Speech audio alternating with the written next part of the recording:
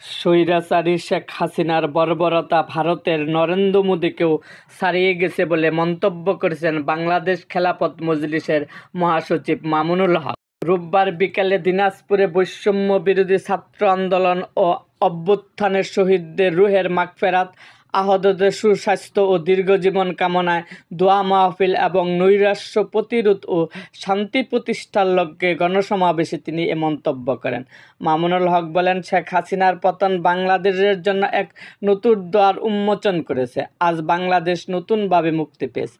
সমাবেশে খেলাফত মজলিসের মহাসচিব বলেন, একজন মানুষের শাসনামলে এতগুলো গণহত্যার নজির আর আছে কিনা মনে হয় না। শেখ হাসিনার বর্বরতা ইসরায়েলের গণহত্যার সামঞ্জস্য। একদিকে যখন ইসরায়েলে ফিলিস্তিনের গণহত্যা চালাচ্ছে, সেই সময় শেখ হাসিনা বাংলাদেশের শান্তিকামী মানুষের উপর নির্বিচারে গুলি, দমন, পীড়ন চালিয়েছে।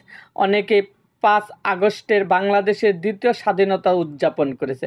ছাত্র ভাইরা যারা এই স্বাধীনতা এনে দিয়েছে তাদের সতর্ক থাকতে হবে, কারণ স্বাধীনতা অর্জনের চেয়ে স্বাধীনতা রক্ষা করা কঠিন। তিনি আরও বলেন, 55,000 বর্গ মাইলের এ বাংলাদেশে এত সহজে আমরা স্বাধীনতা পাইনি। এ বাংলাদেশ অর্জন করতে তিনটি সাম্রাজ্যবাদ আধিপত্যের শক্তির বিরুদ্ধে লড়তে হয়েছে।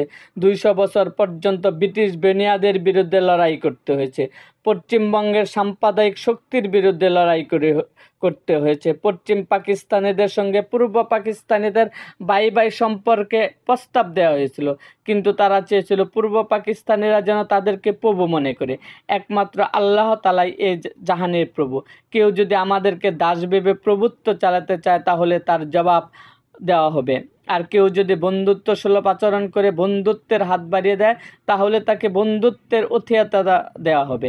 মামুনুল হক আরও বলেন, শেখ হাসিনার রাজনীতি 2 নীতি বিশিষ্ট রাজনীতি ছিল। তার রাজনীতি ছিল প্রতিশোধের রাজনীতি। যে জাতি তার বাবাকে হত্যা করেছিল তাদের উপর প্রতিশোধ নেবে। 1975 সালে 15ই আগস্টের পরবর্তী আন্তর্জাতিক গণমাধ্যমে এটাই তার বক্তব্য ছিল।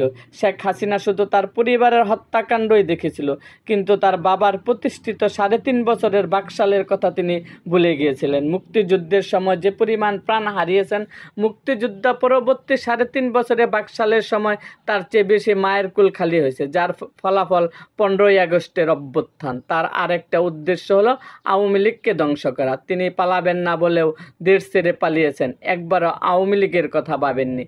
এরকম আরও ভিডিও পেতে এবং রাজনৈতিক অঙ্গনের নানা ঘটনা ও ইতিহাস জানতে আমাদের মুক্তাগাছার ইতিহাস মিডিয়া ইউটিউব চ্যানেলটিকে সাবস্ক্রাইব করুন এবং পাশে থাকা বেল আইকনটি বাজিয়ে দিন।